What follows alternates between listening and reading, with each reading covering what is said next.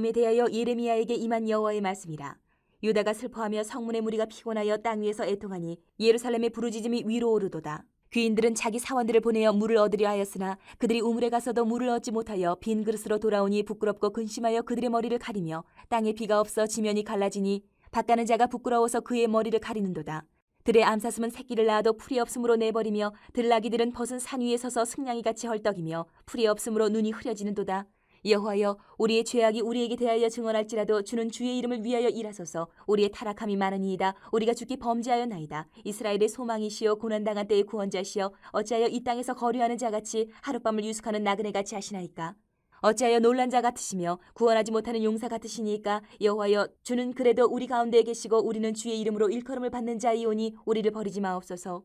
여호와께서 이 백성에 대하여 이와 같이 말씀하시되 그들이 어그러진 길을 사랑하여 그들의 발을 멈추지 아니하므로 여호와께서 그들을 받지 아니하고 이제 그들의 죄를 기억하시고 그 죄를 벌하시리라 하시고, 여호와께서 또 내게 이르시되 너는 이 백성을 위하여 복을 구하지 말라. 그들이 금식할지라도 내가 그 부르짖음을 듣지 아니하겠고 번제와 소제를 드릴지라도 내가 그것을 받지 아니할 뿐 아니라 칼과 기근과 전염병으로 내가 그들을 멸하리라. 하나님이 우리에게 주시는 복은 정말 하나님의 자비의 선물이고 은총의 열매입니다. 하지만 이런 선물은, 복은 하나님을 떠난 인생에게는 없어요. 누릴 수가 없습니다. 하나님의 이 은총은 오직 하나님 백성에게만 약속되어 있는 것이기 때문에 그렇습니다. 하나님의 백성은 이 땅에서 하나님의 은혜를 누리기도 하지만 그것으로 끝나지 않고 영원히 천국에서도 그 은혜를 누리게 된다라는 거죠. 그래서 오늘 하나님의 긍휼을 얻으려면 어떻게 해야 될까? 어제 본문에서 우리는 죄인의 그 운명, 죄인의 결국이 어떻게 되는지를 봤어요. 그 말씀에 이어서 그러면 죄인인 우리가 하나님의 긍휼을 얻으려면 어떻게 살아가야 할까? 그것을 살펴보려고 합니다. 먼저 어제 그렇게 본문을 통해서 보았듯이 하나님을 거부하고 하나님께로 돌아오지 않은 그 유다 백성들이 엄청난 심판의 선포를 받습니다. 그 심판의 마지막이 뭐냐? 하나님의 떠난 인생은 은혜의 근원에서 떨어졌기 때문에 모든 것이 부족해요. 모든 것이 결핍이에요. 하나님의 은총에서 멀어졌기 때문에. 오늘 이스라엘이 하나님을 버리자 하나님은 물의 근원을 차단시키셨어요. 기근이 옵니다. 흉년이 오는 거예요. 물의 근원을 차단시키셨어요. 사람만 목마른 게 아니죠. 물이 끊어지면 온 땅이 고통받습니다. 물이 끊어지면. 생명에 있어서 이 물이라는 건 절대적인 거지 않습니까? 우리가. 모든 물이 끊어졌어요. 하나님의 은총에 메마른 것이 물이 끊어짐으로 표현된 거예요. 이스라엘에게. 풀이 자라지 못합니다. 죽어버려요. 풀이 자라지 못하면 무엇도 없습니까? 가축들도 먹을 것이 없어서 고통받게 돼 있어요. 우물도 마릅니다. 사람들도 쇠약해집니다. 이런 가뭄과 기근이 지금 유다 땅에 찾아오는 겁니다. 특히 예루살렘, 그 성전이 있는 유다의 중심인 예루살렘은요, 높은 산지에 있어요. 강도 없어요. 예루살렘을 지나가는 강이 없어요. 예루살렘은. 그렇기 때문에 이 예루살렘은 우기 때 비가 많이 와서 저장을 해놓지 않으면 건기 때, 비가 오지 않는 건기 때는 버틸 수가 없는 지역이 예루살렘이에요. 그런데 우기고 건기고 전부 다 물이 끊어졌어요. 비가 오지 않아요. 땅이 갈라집니다. 더 이상 농사를 지을 수도 없습니다. 동물들은 새끼를 낳아도 새끼를 키울 수 없으니까 버린다고 돼 있습니다. 풀이 없으니 당연히 동물이 먹을 것도 없어서 동물들이 죽어갑니다. 여러분, 여기서 우리가 교훈받아야 할 것은 인간이 하나님을 거부하고 떠나면, 인간이 하나님의 은총에서 떨어지면 우리 인간이 살고 있는 이 땅도 만물도 신음하게 된다라는 거예요. 이 땅도 신음하게 된다. 하나님을 떠난 인생의 비참함은 또 이렇게 단지 그냥 물리적인 것 차원에서만 끝나는 것이 아닙니다. 하나님의 은혜가 떠나고 하나님의 사랑이 떠나면 우리 사람들 가운데 사랑하는 마음도 끊어집니다. 미움이 떠요. 분노가 쌓입니다. 미움과 분노가 쌓이면 은혜는요, 사라집니다.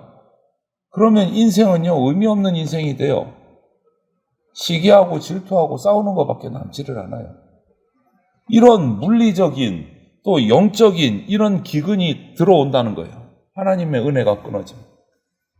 이런 물리적인 영적인 기근이 들지 않으려면 우리는 생명의 근원이신 우리에게 은혜를 항상 부어주시는 하나님만 바라보고 하나님만 섬겨야 된다. 오늘 보십시오. 또 하나님을 잊어버린 유다 백성에게 하나님께서는 마치 그냥 힘없는 나그네처럼 행하십니다. 이게 무슨 말이냐면 바알을 신으로 모시고 바알의 능력을 기대하고 복받기를 원하는 이 한심한 유다 백성에게 하나님은 하나님의 능력을 나타내시기를 그럴 생각이 없으신 거예요. 하나님 능력 나타내실 생각이 없어요. 그냥 힘없는 나그네처럼 그래? 그렇게 한번 살아봐. 무관심해져 버리시죠. 여러분이 기대하고 바라는 하나님은 어떤 분이십니까? 혹시 하나님의 그 기대를 내 기대로 착각을 해서 하나님의 원래의 그 모습들은 다 지워버리고 하나님에게 내가 필요한 가면을 씌워서 이게 하나님이야 이러지는 않습니까 혹시? 그것은 내 마음대로 하나님을 생각하고 내 마음대로 하나님을 섬기고 내 마음대로 하나님께 기대하는 것은요 하나님을 망령되이 여기는 겁니다. 하나님이 우리에게 복 주시는 자판기입니까? 아니잖아요. 그런데 우리는 그렇게 생각하고 살아갈 때가 많아요. 그렇게만 기도할 때가 많아요. 하나님은 그런 분 아니시지 않습니까? 하나님을 언약에 신실하신 하나님으로 이 우주 만물의 만유의 주인으로 인정하고 섬기고 믿을 때 하나님은 우리에게 은혜를 베풀어 주시고 당신을 나타내시는 거예요. 예레미야는 이런 정말 최악의 상황에서 하나님께 오늘 보면 긍휼을 구합니다. 기도를 해요.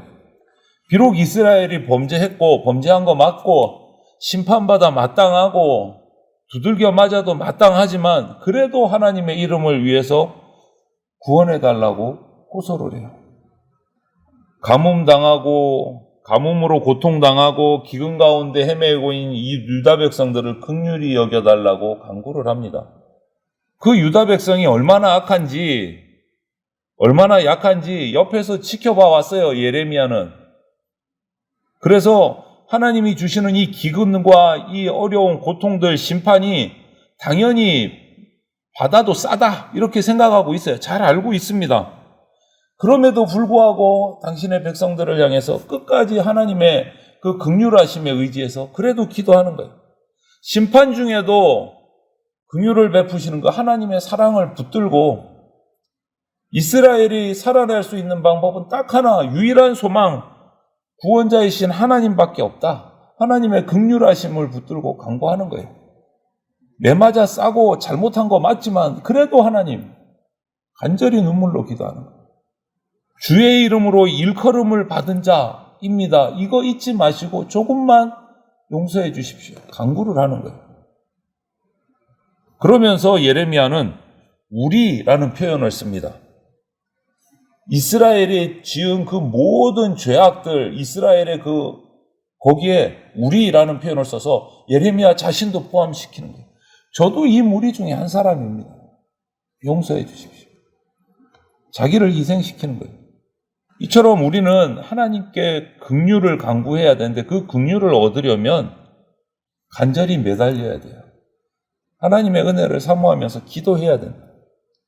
내 죄를 분명하게 고백하면서 이 죄를 사하실 분은 하나님밖에 없으십니다. 나를 다시 살리실 분도 하나님밖에 없으십니다. 이것을 믿고 간구해야 됩니다.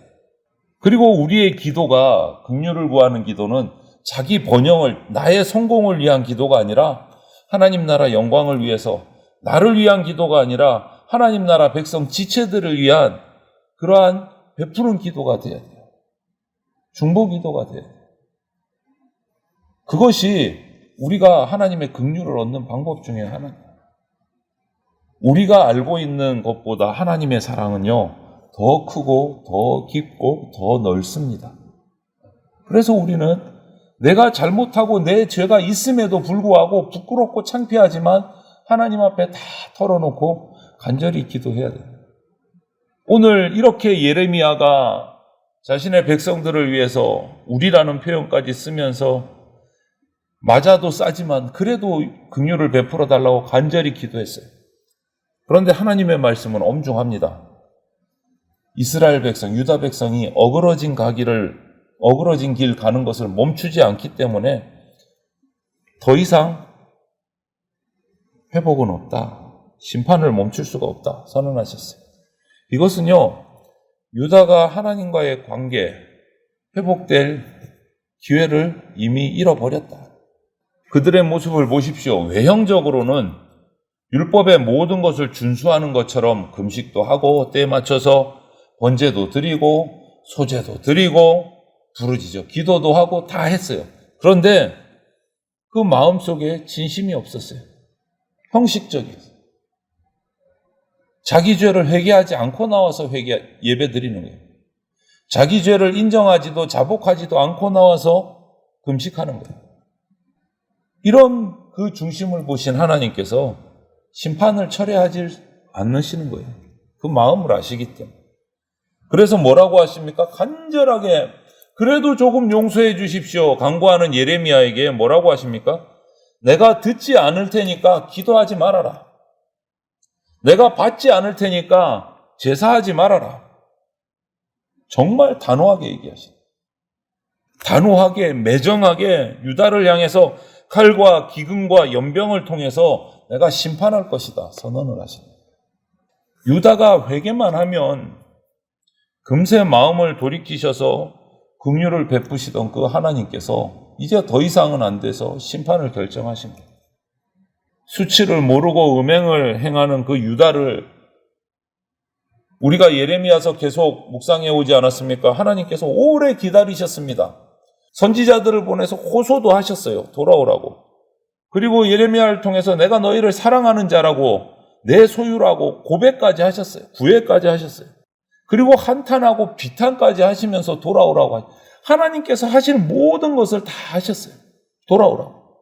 그런데 유다의 반응은요? 아니요. 돌아오지 않아요. 그대로 자기 갈 길 가요. 우상을 섬기고. 이 상황에서 하나님께서 하실 것은 이제 심판을 행하실 수밖에 없는 거예요. 심판의 손을 눈물 흘리며 드셔야 하는 이 하나님의 심정을 우리가 헤아리고 하나님의 마음을 우리가 바라보고 돌이켜야 돼요. 우리 삶도 똑같습니다. 그래야 긍휼하심을 받을 수 있습니다. 돌이켜야. 간구하고 자복하고 돌이켜야 돼요. 간구하고 자복하고 돌이켜요. 금방 말씀드린 것처럼 하나님께서 예레미야에게 더 이상 이스라엘을 위해서 복을 구하지 마라. 기도도 하지 말고 제사도 하지 말고. 왜 그렇습니까? 이제 더 이상은 기다려줄 수가 없다. 공의의 심판의 칼과 기근과 전염병이 확정됐다. 여러분, 올바른 예배, 참된 예배, 영과 진리로 드리는 예배를 드리지 않으면 결국 이처럼 파멸에 이르게 됩니다. 긍휼을 받을 수가 없게 돼요. 온전한 예배를 드리지 않으면. 오늘 이 말씀을 통해서 우리가 받아야 될 교훈은 하나님의 죄인인 우리가 하나님의 긍휼을 얻기 위해서는 우리 중심에서 흘러나오는 회개가 있어야 되고 그리고 나서 하나님의 말씀에 철저하게 순종하는 참된 삶이 뒷받침돼야지 긍휼하심을 받을 수가 있습니다. 이것이 쉽지 않은 일입니다. 우리 인간의 힘 가지고 어림도 없는 일입니다. 우리가 이런 물리적, 영적 기근에서 회복될 수 있는 길은 하나님의 긍휼밖에 없어요. 하나님의 긍휼을 바라며 참된 예배를 드리고 진실한 회개를 하는 길밖에 없어요. 그리고 하나님의 은혜를 기다리는 겁니다. 저와 여러분들이 오늘 이 유다 백성의 안타까운 모습들을 보면서 나의 모든 것을 내려놓고 가장 우선순위에, 우리의 삶의 가장 우선순위에 하나님을 예배하는 것을 올려두고 영과 진리로 예배하는 참된 예배자가 돼서 참된 회개와 참된 예배를 통해서 하나님의 긍휼하심의 은총을 누리는 온전한 예배자가 되시기를 주님의 이름으로 축원을 드립니다. 아멘.